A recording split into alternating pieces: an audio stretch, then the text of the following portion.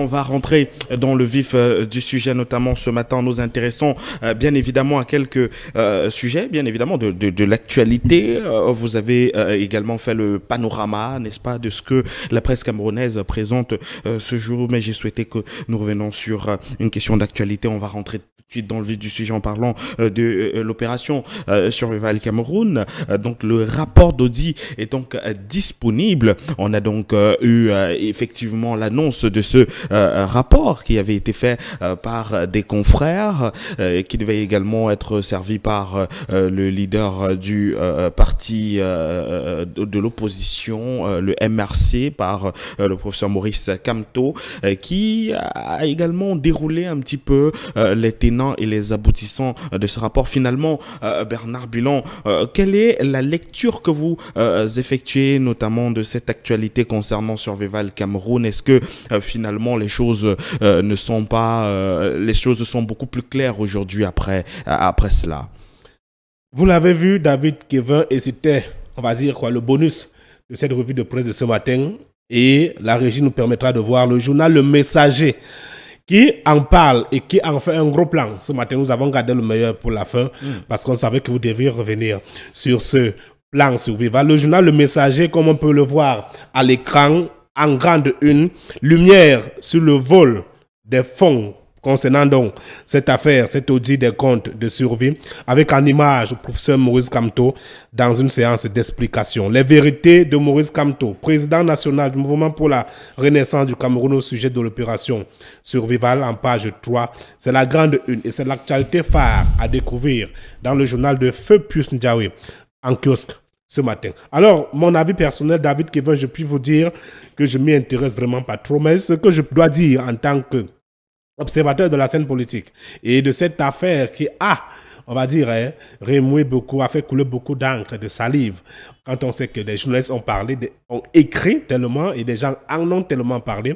Aujourd'hui, le professeur Maurice Kamto sort du silence et essaye de présenter les choses telles que elles se sont déroulées. C'est-à-dire quoi? Qu'est-ce qui s'est réellement passé avec les fonds? Comment les fonds ont été distribués? Comment ces fonds ont été utilisés pour que aujourd'hui toute suspicion, tout malentendu soit écarté de la gestion de ce suivant. Il faut le rappeler pour nos téléspectateurs. Ces fonds suivants sont nés à quelques jours après la survenance de la pandémie du coronavirus au Cameroun. Et le président national du mouvement pour la renaissance du Cameroun, le MRC, avait pris sur lui de créer un fonds pour apporter sa contribution dans la lutte contre le Covid-19, des fonds qui étaient destinés à, premièrement, l'achat et la distribution des kits nécessaires de protection contre le Covid-19. On l'a vu, le MRC a distribué des gels hydroalcooliques, des masques et tout. Mais des rumeurs sont nées comme quoi ces fonds auraient été mal utilisés. Je pense qu'aujourd'hui, avec la sortie du professeur Maurice Kamto, les Camerounais peuvent voir plus clair sur la gestion de ces fonds. Mais je n'ai pas encore pris connaissance totale de la déclaration du professeur Maurice Kamto, donc je ne peux pas entrer tellement en profondeur. Ce que je peux dire, c'est que c'est déjà une bonne chose de savoir que le professeur Maurice Kamto est sorti. Ce qui est sûr, les explications qu'il a pu apporter, chacun sera libre de les analyser, de les interpréter et de voir un peu plus clair sur cette affaire de survival, de détournement de fonds et bien de gestion de fonds survival. On sait tout de même que ça a été très compliqué depuis l'annonce de cette initiative. Bernard Bilan avec le ministre de l'administration territoriale qui n'était pas d'accord du tout. Tout à fait. Est-ce que finalement on a eu une autre approche? Est-ce que finalement cette opération n'a pas contribué à aider quand on sait que finalement les dons n'arrivent pas toujours à point nommé? Je vais dire clairement, David Kevin, que je ne suis pas... Je ne me pose pas à l'action du gouvernement, vous voyez. Je suis un républicain. Je ne me pose pas à l'action du gouvernement, mais l'esprit républicain voudrait qu'on essaye également de voir des choses de l'autre côté. C'est-à-dire quoi? Pas toujours être derrière le régime, mais aussi scruter et apprécier ce que les autres peuvent faire. Parce que nous sommes tous des Camerounais. Et je pense que l'initiative prise par le professeur Maurice Kamto était dénuée de toute velléité politique. Je pense que c'était une activité citoyenne, sociale, qui visait à contribuer à aider même le gouvernement dans la lutte contre le... Parce qu'en situation de guerre, en situation de crise, tous les efforts sont attendus. C'est pas le gouvernement n'a pas le monopole de la connaissance. Le gouvernement, bien que peut-être, n'a pas aussi le monopole des moyens, parce qu'on va vous dire, tous les moyens ne seront pas reversés à la pandémie, à la lutte contre le corona. Vous allez, il y a d'autres chantiers qui attendent. Les Camerounais doivent manger, doivent se nourrir, doivent se soigner, et c'est de la responsabilité du gouvernement. Donc je pense que quand il y a aussi des distractions qui interviennent de temps à autre. Oui, quand une pandémie comme celle-là arrive, tous les efforts sont les bienvenus, à condition que ces efforts, comme je l'ai dit, soient dénués de toute velléité politique. Et je pense qu'ici, le MRC n'a pas mis en avant une velléité ou bien une propension politique dans la gestion de cette affaire. C'était un projet social, sociétal, un projet qui visait à accompagner le gouvernement dans cette lutte contre le Covid. Maintenant, on a vu les sorties du ministre de l'administration territoriale qui a sorti une batterie de lois, je ne sais pas de quoi, pour dire que non, pour faire cela, il faut obéir à ceci. Je pense que pour Maurice Kamto, en tant qu'agrégé de droit, en tant qu'homme de droit, savait ce qu'il faisait. Et je pense que pour nous, ce qui était plus important, c'est que cette opération contribue à atténuer, à diminuer, pour même dire, à diminuer la présence ou bien l'entrée du Covid-19 au Cameroun avec, comme je l'ai dit, Poussé Maurice Kamto, on a eu à voir les descentes de Poussé Maurice Kamto et de certains membres du MRC dans certains carrefours de la ville de Yaoundé où distribuer, on a vu à Itoudja, Santé Babara, où distribuer des gels hydroalcooliques aux populations, des masques et sensibiliser parce que devant un ennemi comme le Covid-19, absolument, il n'y a pas de guerre politique. On doit unir les forces pour vaincre l'ennemi. C'est comme en temps de guerre. En temps de guerre, toutes les forces vives d'une nation doivent se souder les coudes pour vaincre l'ennemi. Et je pense que c'est dans ce sens. Et vous savez, David Kevin, que je ne suis pas un partisan du MRC. Peut-être que mes paroles ce matin vous surprennent, mais je l'ai dit, je suis républicain. Et toutes les actions qui visent à accompagner le gouvernement, à soulager les peines et les souffrances des Camerounais sont les bienvenus. Et c'est aussi ça, on vous reconnaît également la qualité d'être un journaliste objectif, Bernard Bilan. Voilà pourquoi la question vous est posée donc ce matin. On va s'intéresser à un autre sujet d'actualité, vous l'avez souligné également, le professeur Gervais Mendozé qui sera donc finalement inhumé, ce sera demain du côté de Sam Mélima. Ouais. On connaît tous le parcours exceptionnel de l'homme à la tête de la télévision nationale. Est-ce qu'on doit encore souligner le fait qu'à cette époque, il avait réussi l'exploit de hisser la CRTV un peu comme le média de référence, n'est-ce pas, au Cameroun, parce qu'il n'y avait pas trop de concurrence à cette époque-là. Et puis, on connaît aussi le caractère éclectique de ce personnage. Mais toutefois, il est important de revenir quand même, Bernard Bilan, sur ces propos qu'on avait eu à entendre, n'est-ce pas, de Charles Ndongo, qui s'est exprimé concernant cette affaire. Charles Ndongo qui affirmait bien que le professeur Gervais Mendozé était donc mort dans l'ambulance du palais de l'Unité. Et puis, on sait qu'il était donc très malade ces derniers mois et des voix s'étaient élevées pour demander son évacuation sanitaire en vain. Et plusieurs sources bien introduites avaient annoncé sa libération. On le sait également, c'était un acte pratiquement compliqué tout de même. Est-ce que finalement, Bernard Bilan, le cas Gervais Mendozé était un cas un petit peu compliqué sur les bords parce qu'on parlait d'une grâce présidentielle qui ne répondait plus finalement aux critères de droit concernant spécialement ce cas Gervais Mendozé et finalement on va dire cette extinction dans l'ambulance médicalisée du palais de l'Unité. Qu'est-ce qu'il faille retenir concrètement avant l'inhumation du professeur Gervais Mendozé? Déjà, David Kevin, Monsieur Charles Ndongo, avec tout le respect que j'ai pour lui, parce que ça, je dois vous le dire, si je fais le journalisme, c'est un peu à cause, je vais dire ça comme ça, à grâce, à cause. Parce qu'il n'a pas, à cause de Charles Ndongo, parce que c'est lui qui m'a inspiré. La voix.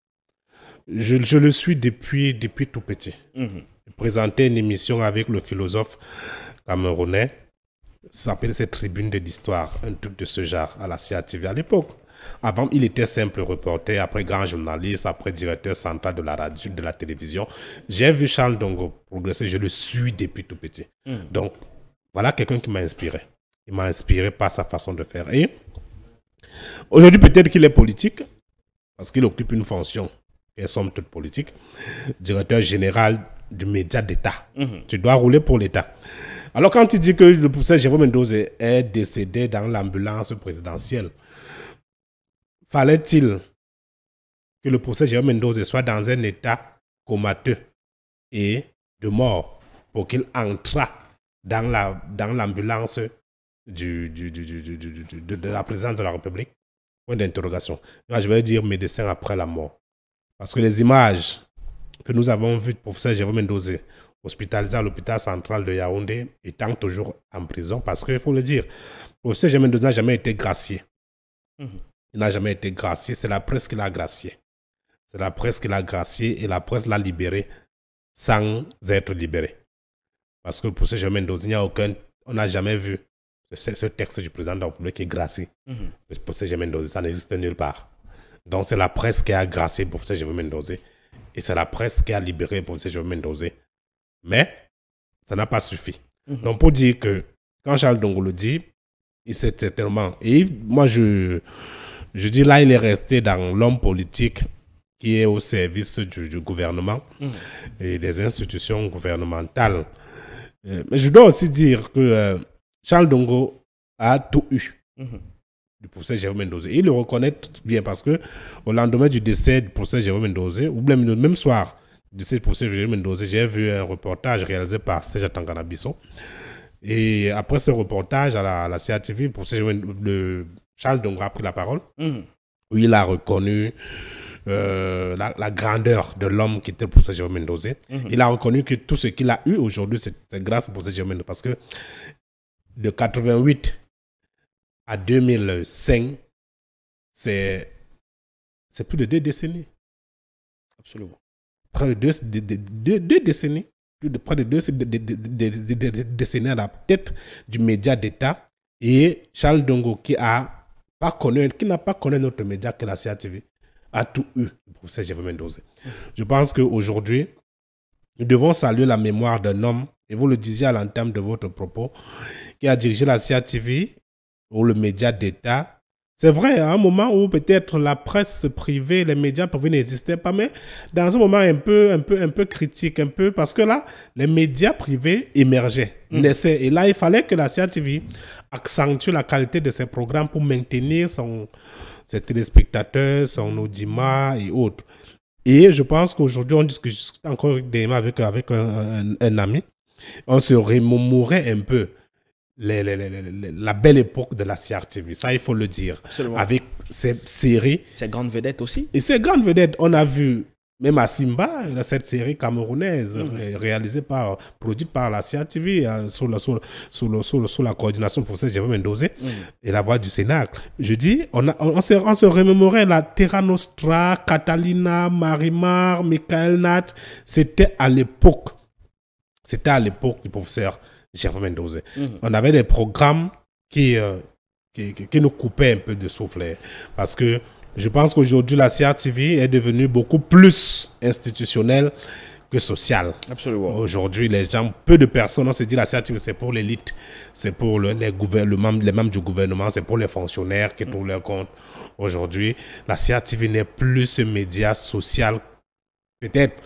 C'est aussi avec le temps. Peut-être la ligne éditoriale a changé avec le temps. On a renforcé, on a pris en compte l'existence des médias privés qui sont beaucoup plus sociaux. Et tout bon.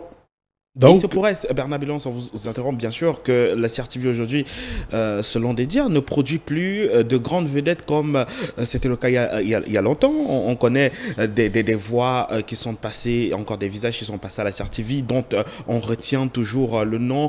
On peut citer des noms Constécal, Léonard Châtelain. Ils sont très nombreux, des grands Ces grands animateurs, oui. Ces grands animateurs et journalistes, bien évidemment. Mais il faut, le constat quand même est un peu flagrant depuis quelque temps, la CRTV ne produit plus d'aussi grandes vedettes. Pourquoi? David, je ne voudrais pas qu'on s'attire les foudres des médias d'État. Tu vois un peu. Oui, je souhaiterais qu'on se limite sur l'hommage à dressé à donner au procès Jérôme Mendoza. Je ne voudrais pas faire le procès du média d'État ici, Absolument. parce que vous pouvez connaître les conséquences. Absolument. Donc, Absolument. restons sur le procès Jérôme Mendoza. Pour dire que c'est une perte, parce que c'est une perte véritable, parce que il a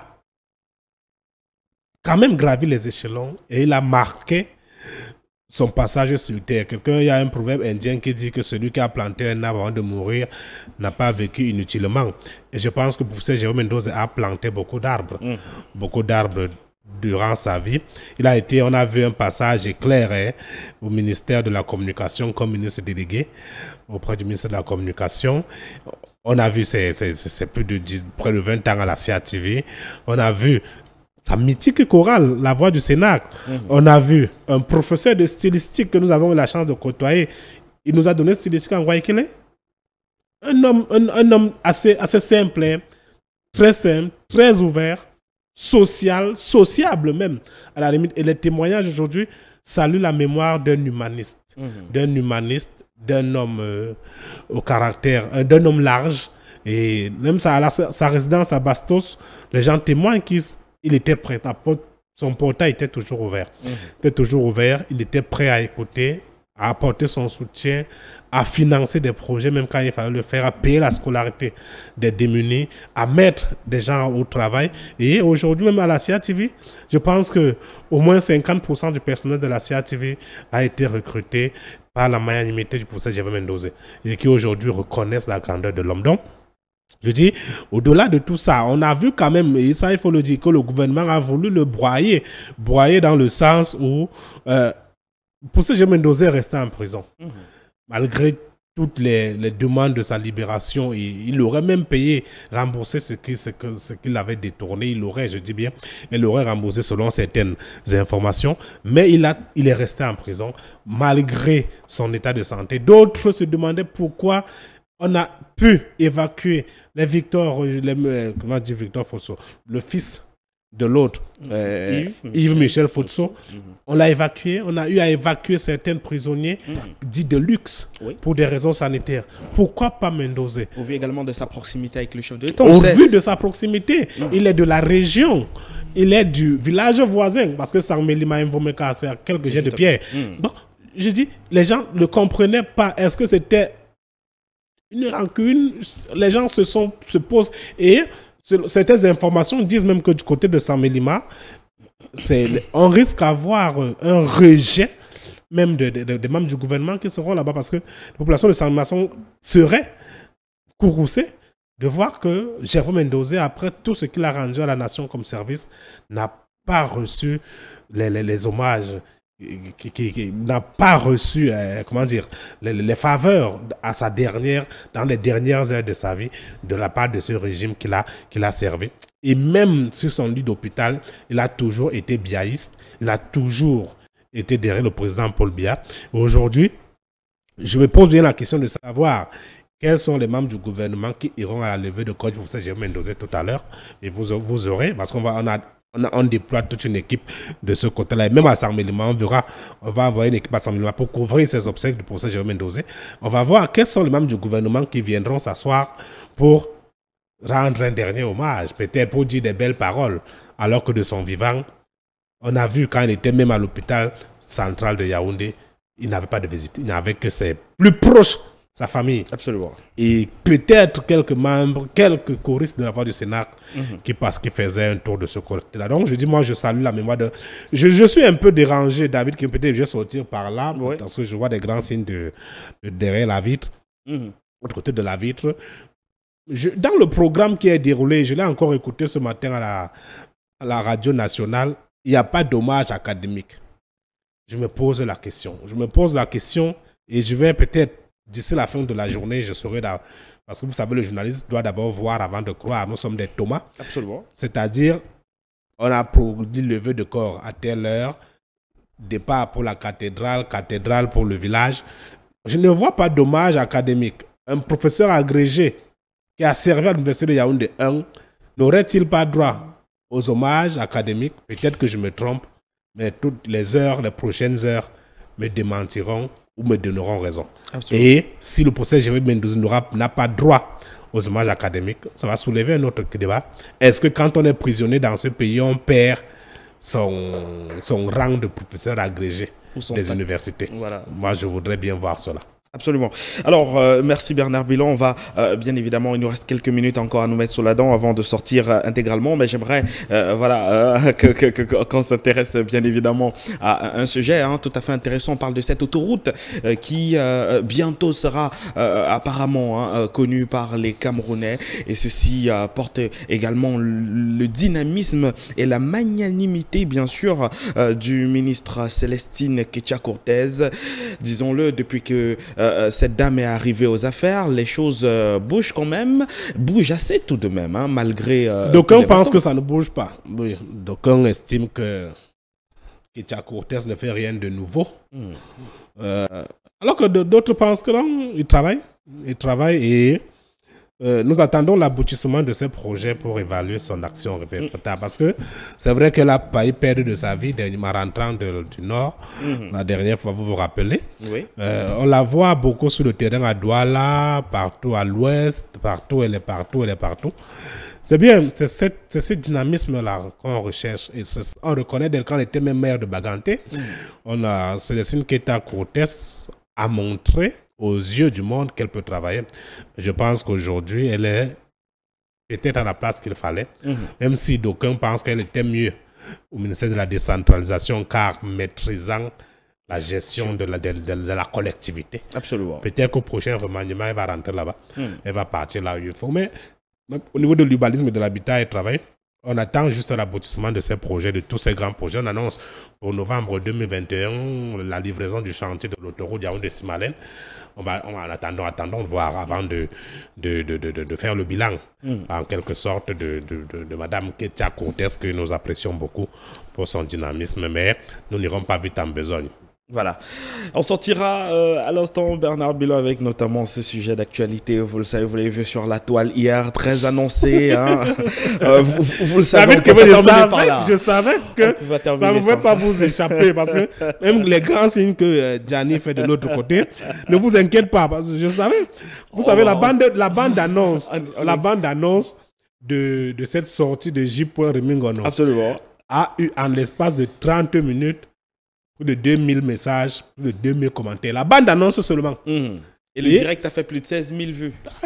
Et ça en court encore. Les vues sont encore en train d'être, comment dire, d'avoir de s'agrandir. Voilà, d'augmenter pratiquement. Dans les réseaux sociaux. J'ai vu des reportages.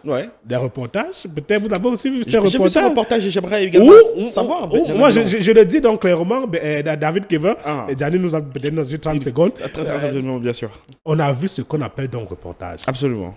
Avec des personnes crédibles. Avec des personnes crédibles. On a vu un chef du village parler. On a vu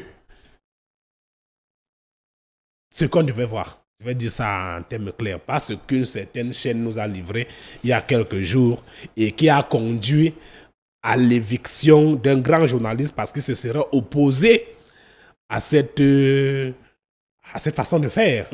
Et que lui, en tant que directeur général de cette chaîne, reproche à son rédacteur en chef en lui disant que vraiment moi j'ai pas apprécié et que finalement le rédacteur en chef ait raison sur le directeur général et qu'on licencie le directeur général, affaire à suivre. Mais pour dire que je pense que J. Remingono a donné la réponse qu'il fallait, à la riposte qu'il fallait.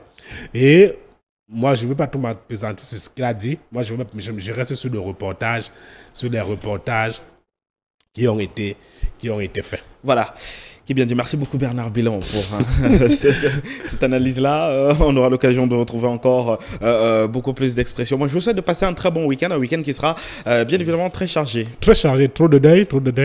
Bon, nous, avec Jeve Mendozé, avec N'Djamena au Tchad, bon, nous ne sommes pas. Il y a d'autres deuils ce week-end, mais bon, nous sommes là au service du peuple, Absolument. Au service de la nation, et nous sommes disponibles. Absolument. Allez, juste après vous, Bernard Bilon, on va aller retrouver la rubrique santé.